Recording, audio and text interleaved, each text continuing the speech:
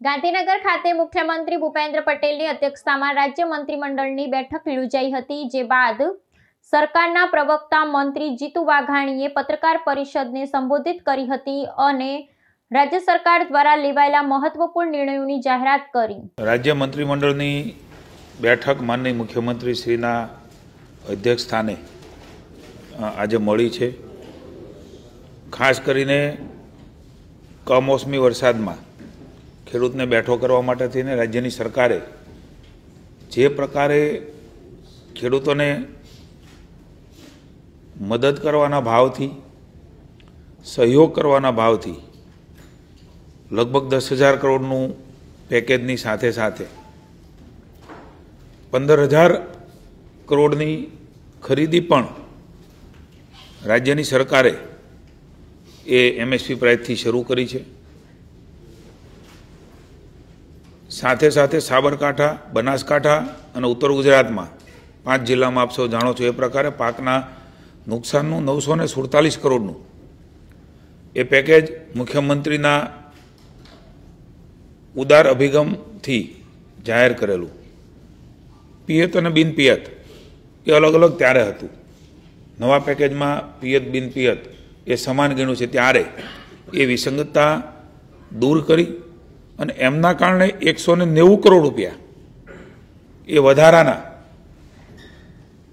ત્યાંના કિસાનોને મદદ કરવાના હેતુથી મળવાના છે। એટલે કુલ મળીને 1137 કરોડ રૂપિયાનું વાવ, થરા, જૂનાગઢ, કચ્છ એ જે 5 જિલ્લાઓ હતા એમને પણ લાભ મળશે। જે ચાલુ ખરીફ સિઝનની અંદર નુકસાન થયું છે, એટલે કુલ મળીને 11,137 કરોડનું અંદાજે આ પેકેજ એ કમોસમી વરસાદનું રાજ્યમાં જે માનનીય મુખ્યમંત્રીએ જાહેર કર્યું છે અને આપ સૌ જાણો છો એના ફોર્મ પણ ભરાવાના ગઈકાલથી વાવ, થરાદનું જે મુખ્ય પેકેજ છે પાટણને એ જિલ્લાઓને શરૂ થઈ ગયું છે, એનો જીઆર પણ થઈ ગયો છે।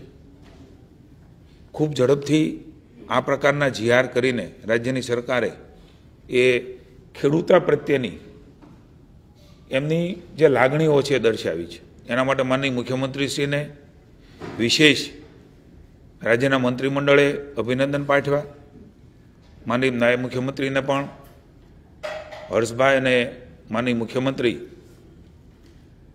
પણ વિશેષ ભૂપેન્દ્રભાઈને અભિનંદન પાઠવ્યા છે। ગુજરાતમાં વડાપ્રધાનશ્રીના નેતૃત્વમાં મુખ્યમંત્રીના માર્ગદર્શન રીતે જળ વ્યવસ્થાપન ક્ષેત્રે પણ સિદ્ધિઓ પ્રાપ્ત કરી છે। આપ સૌ જાણો છો એના એવોર્ડ પણ મળ્યા છે અને ટોપ 3માં સ્થાન મેળવ્યું છે। ભાવનગર મહાનગરપાલિકા અર્બન લોકલ બોડી કેટેગરીમાં, IIT ગાંધીનગરને ઇનસાઇડ કેમ્પસ કેટેગરીમાં અને બનાસ ડેરીને બેસ્ટ સિવિલ સોસાયટી કેટેગરીમાં એવોર્ડ પ્રાપ્ત થયા છે।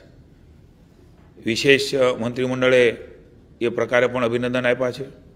આપ સૌ જાણો છો કે ખરીદીની શરૂઆત થઈ છે ત્યારે આપના દ્વારા પણ પૂછપરછ થતી હતી કે કેટલી ખરીદી એ થતી હોય છે। અત્યાર સુધી 14,824 મેટ્રિક ટન મગફળી 6,392 ખેડૂતો પાસેથી લગભગ 108 કરોડ રૂપિયાની ખરીદી એ અમારા સેન્ટરો ઉપર અત્યાર સુધીનો જે મને આંકડો મળ્યો છે એ પ્રમાણે ખરીદી થઈ છે અને ખેડૂતોને SMS વગેરે જઈ રહ્યું છે અને એના દ્વારા એ જ્યાં પણ સેન્ટરોમાં એમને આવવાનું છે ત્યાં આવવાની સૂચનાઓ પણ મળી રહી છે અને એ પ્રકારેની સમગ્ર વ્યવસ્થા માનનીય મુખ્યમંત્રી પણ સ્વયં મોનિટરિંગ કરી રહ્યા છે। આપ સૌ જાણો છો ભગવાન બિરસા મુંડાની 150મી જન્મજયંતિ ડેડિયાપાડામાં માનનીય નરેન્દ્રભાઈની પ્રેરક ઉપસ્થિતિમાં 15મી નવેમ્બર એ અવસરે ડેડિયાપાડામાં નર્મદામાં રાષ્ટ્રીય કક્ષાનો કાર્યક્રમ એ ગુજરાતમાં યોજાવાનો છે। એની પણ વિચાર વિમર્શ કરી અને માનનીય મુખ્યમંત્રીશ્રીએ માર્ગદર્શન આપ્યું છે। રાષ્ટ્ર ભાવના ઉજાગર થાય એ માનનીય વડાપ્રધાનશ્રીનો કાયમ હેતુ રહ્યો છે। આપણે સૌ જાણીએ છીએ કે સરદાર પટેલની 150મી જન્મજયંતિ, બંધારણ અંગીકરણના 75 વર્ષ, આ પહેલાં ડૉક્ટર બાબા સાહેબની એક વિશેષ જન્મજયંતિની ઉજવણી,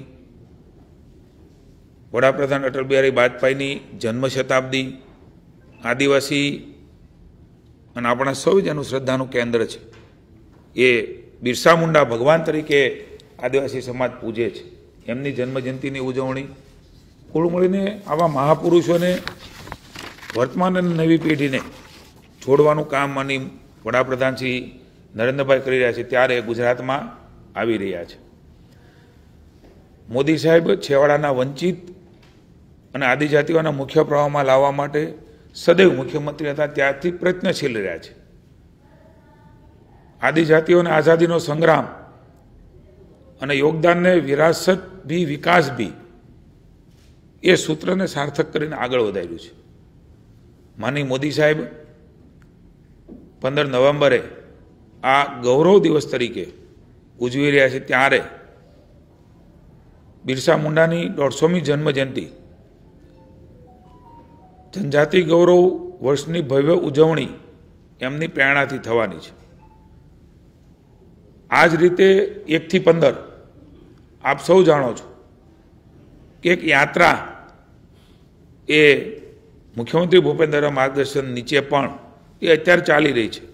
14 આદિજાતિ જિલ્લાઓ 7 થી 13 નવેમ્બર સુધી 2 રૂટમાં જનજાતિ ગૌરવ યાત્રા સફળતાપૂર્વક, મને કહેતા આનંદ છે કે આદિવાસીઓનો જનસમૂહ આ યાત્રામાં બિરસા મુંડાજીની જન્મજયંતિની ઉજવણીની યાત્રામાં, સરકારની યાત્રામાં એ જોડાઈ રહ્યા છે. એને વ્યાપક રીતે પ્રતિસાદ પણ મળી રહ્યો છે. આ 5,95,000 જેટલા લોકોએ આ ગૌરવ યાત્રામાં વિવિધ પ્રવૃત્તિઓમાં ભાગ લીધો છે. એ સેવા સેતુ હોય, આરોગ્યની શિબિરો હોય કે અન્ય સફાઈ સ્વચ્છતાના કામોમાં લાખો લોકોએ હિસ્સો લીધો છે. કોઈ યાત્રા એ માત્ર યાત્રા નહીં, પણ સામાજિક કામ કેવી રીતે થાય અને એમાં સમાજના અંગ તરીકે વ્યક્તિઓ કેવી રીતે જોડાય એનો પણ પ્રયાસ એ રાજ્યની સરકારે કર્યો છે. 13 તારીખે એકતાનગર ખાતે એમની પૂર્ણાહુતિ થવાની છે. જ્યારે માનનીય વડાપ્રધાન શ્રી કોઈ પણ રાજ્યમાં જાય છે ત્યારે વિશેષ કંઈક ને કંઈક લોકો માટે નવી શરૂઆત અથવા તો લોકાર્પણ કરતા હોય છે. એ પણ ખરબો કરોડો રૂપિયામાં હોય છે. મને આનંદ છે કે આ વખતે પણ માનનીય નરેન્દ્રભાઈ ડેડિયાપાડામાં આવવાના છે ત્યારે દેવમોગરા માતાજી, એમની માટેની આદિવાસી સમાજની શ્રદ્ધા, એમના આશીર્વાદ લઈને માનનીય વડાપ્રધાન શ્રી એ કાર્યક્રમ રાષ્ટ્રવ્યાપી છે. રાજ્યમાં પણ અલગ અલગ તાલુકાઓ જે છે ત્યાં પણ મંત્રીશ્રીઓ જવાના છે, એની ડિટેલ આપને મળી જશે. દેશ આખામાં આ કાર્યક્રમ એ લાઈવ થવાનો છે. 8400 કરોડથી વધુના પ્રકલ્પોનું લોકાર્પણ, 8,400 કરોડ રૂપિયા એ પ્રકલ્પોનું લોકાર્પણ અને ઉદ્ઘાટનો અને ખાતમુહૂર્તની ભેટ એ વડાપ્રધાન શ્રી આપવાના છે. અને અલગ અલગ રીતે મેં આપને કહ્યું એમ માની મંત્રીશ્રીઓ, માની ધારાસભ્યશ્રીઓ, માની સંસદ સભ્યશ્રીઓ એ પણ અલગ અલગ જગ્યાએ એ જ દિવસે અલગ અલગ કાર્યક્રમોમાં એ આદિવાસીના સમાજના સૌ લોકો સાથે આની ઉજવણી ગૌરવ કેવી રીતે થાય એના માટે જોડાવાના છે. ખાસ કરીને મંત્રીઓ બેઠા હોય છે ત્યારે હમણાં જ વિસ્તરણ થયું છે, આપ સૌ જાણો છો. માની મુખ્યમંત્રીશ્રીએ ઘણા બધા દિશા નિર્દેશ એ વહીવટી રીતે આપ્યા છે.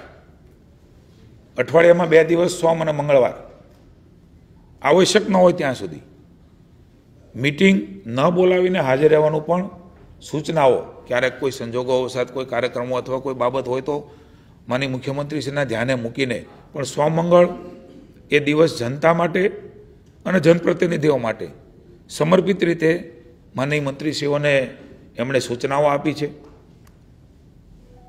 આ 2 દિવસમાં કોઈ સરકારી મીટિંગ પણ બને ત્યાં સુધી એ ન રાખવાની પણ સૂચના એ માનનીય મુખ્યમંત્રીશ્રીએ આપી છે, જેથી રજૂઆત કરવા આવનાર લોકો છે એને સાંભળી શકાય ને એના પ્રશ્નોનું નિરાકરણ થઈ શકે. પ્રભારી મંત્રીશ્રીઓને પ્રભાર આપ્યા છે ત્યારે મુખ્યમંત્રીશ્રીએ આપ જાણો છો કે અલગ અલગ રીતે આદેશો એ વિભાગને કરતા રહ્યા છે, ત્યારે તમામ મંત્રીશ્રીઓને કીધું છે કે 30 નવેમ્બર સુધી પોતાના પ્રભાર ક્ષેત્રમાં વહીવટીતંત્રની મિટિંગો લઈને બાકીની બધી જ એ મિટિંગો એ વ્યવસ્થાઓ એડમિનિસ્ટ્રેશનની જોવે, પણ ખાસ વિશેષ પ્રોજેક્ટ ચાલતા હોય છે એમનો પણ રિવ્યૂ કરે. મહત્ત્વના જે પ્રોજેક્ટો છે આમ જનતા માટે દરેક જિલ્લામાં એનો પણ સમીક્ષા કરવાની છે. એ પ્રોજેક્ટમાં પ્રગતિ કેવી રીતે આપે, ફોલોઅપ કરીને એ પૂર્ણ કેવી રીતે થાય એમના માટેની પણ સૂચના આપી છે. આપ સૌ જાણો છો કે નાના મોટા ચોમાસાના કારણે રસ્તાઓની ફરિયાદ રહે છે અને મુખ્યમંત્રીશ્રીએ હંમેશા એને પ્રાયોરિટી આપી છે. તેણે એને સૂચના આપી છે કે એમની પણ અલગથી સમીક્ષા બેઠક દરેક જિલ્લામાં પ્રભારી મંત્રી કરે. ક્વોલિટીમાં કોઈ પણ જાતનો કોમ્પ્રોમાઇઝ કોઈ પણ સંજોગોમાં ભૂપેન્દ્રભાઈની ભાજપની સરકાર એ ચલાવવા માગતી નથી. આવો સંદેશ સ્પષ્ટ રીતે દરેક જિલ્લાઓમાં પ્રભારી મંત્રીઓ દ્વારા વહીવટીતંત્રને જાય. જ્યાં પણ ત્રુટીને જ્યાં પણ ખામી દેખાતી હોય એને દુરસ્ત કરવામાં આવે, અને દુરસ્ત ન કરી શકાતા હોય તે ચાહે અધિકારી હોય કે કોન્ટ્રાક્ટર હોય એના ઉપર સખ્તાઈથી પગલાં લેવાનું પણ ભૂપેન્દ્રભાઈની સરકારે નક્કી કર્યું છે. ત્યારે એ કોઈને પણ છોડ્યા વગર જે કંઈક બાબતો હોય તો મુખ્યમંત્રીના ધ્યાને પણ સ્વયં મૂકવાની વાત એમણે આજની આ બેઠકમાં કરી છે, જેનાથી કાયમી આ નિકાલ કેવી રીતે આવે એના નિર્ણયો પણ ભૂતકાળમાં મુખ્યમંત્રીએ કર્યા છે. એ સંબંધી પણ એમણે માર્ગદર્શન આપ્યું છે અને 30મી સુધી બધા પોતપોતાના જિલ્લામાંથી પાછા આ તમામ રિપોર્ટો લઈને માનનીય મુખ્યમંત્રીશ્રી પણ કરે એવું પણ માનનીય મુખ્યમંત્રીશ્રીએ બધાને સૂચના આપી છે. આપણે સૌ જાણીએ છીએ કે માતા અને બાળકોના આરોગ્યની સંભાળ આરોગ્યલક્ષી કાર્યક્રમો IMR એટલે કે બાળ મૃત્યુ દરને MMR ગ્લોબલ સ્ટાન્ડર્ડ સાથે દેશના સ્ટાન્ડર્ડ સાથે સુસંગત રહી શકાય એમના માટે આંગણવાડીઓ એમાં કઈ પ્રકારે કાર્યક્રમો કઈ પ્રકારે સૂચનાઓ કેવી રીતે એને અલગ રીતે જોવા એના માટેની પણ અધિકારીશ્રીઓને એમણે સૂચના આપી છે અને એને પ્રાયોરિટીમાં લઈને એને કામ કરવા માટેની આદેશો માનનીય મુખ્યમંત્રીશ્રીએ આપ્યા છે.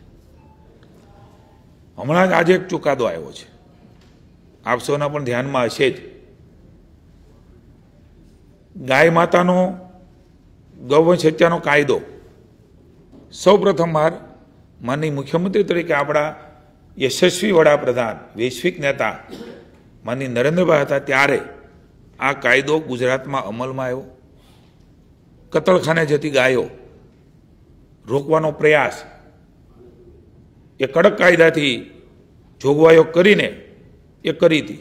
એક ઐતિહાસિક ચુકાદો એ હમણાં જ કોર્ટે આપ્યો છે. અમરેલીમાં 2023માં પોલીસે બાતમીના આધારે ગૌવંશનું કતલ કરીને વેચાણ કરતા 3 આરોપીને ઝડપ્યા હતા. આ જધન્ય ગુના બદલ પોલીસે આરોપીઓ સામે ચાર્જશીટ કરી. હું માનનીય નાયબ મુખ્યમંત્રી હર્ષભાઈને વિશેષ અભિનંદન આપીશ, મુખ્યમંત્રીને પણ અભિનંદન આપીશ. આપ જાણો છો કે ચાર્જશીટના આધાર ઉપર એ ગુનો સાબિત થતો હોય છે. સેશન કોર્ટે ગઈકાલે જ આ બધા જ આરોપીઓને આજીવન કેદની સજા અને 5 લાખનો દંડ એવી ઐતિહાસિક સજા એ ફરમાવી છે. હું એવું માનું છું કે સેશન કોર્ટનો આ ચુકાદો ગૌવંશ કતલ કરનારા માટે આ કસાયો માટે લાલ બત્તી છે. કારણ કે કોર્ટ ચુકાદો આપતો હોય છે ત્યારે ભવિષ્યમાં આ જ પ્રકારની પ્રવૃત્તિમાં આ જ પ્રકારે કોઈ સંડોવાય તો સીધી જ આજીવન કારાવાસ આ રાજ્ય સરકારના કમિટમેન્ટ અને એમણે કરેલા નિર્ણયને કોર્ટે પણ શેરો માર્યો છે. પણ મારું આપના માધ્યમથી જણાવવા માગું છું કે આ ચુકાદાથી આવનારા સમયમાં જે ફાયદો થવાનો છે રાજ્યને કે આવી પ્રવૃત્તિ કરનાર એને લાલ બત્તી છે, ચેતી જાય. નહીંતર એમણે પણ આજીવન કારાવાસ આ જ પ્રકારની સજા એ ભોગવવાનો વારો એ આવશે. માની ભૂપેન્દ્રભાઈ અને હર્ષભાઈના નેતૃત્વની ભારતીય જનતા પાર્ટીની સરકાર ગૌ સંવર્ધન અને ગૌ સંરક્ષણ માટે સંપૂર્ણપણે પ્રતિબદ્ધતાથી આગળ વધશે. Thank you.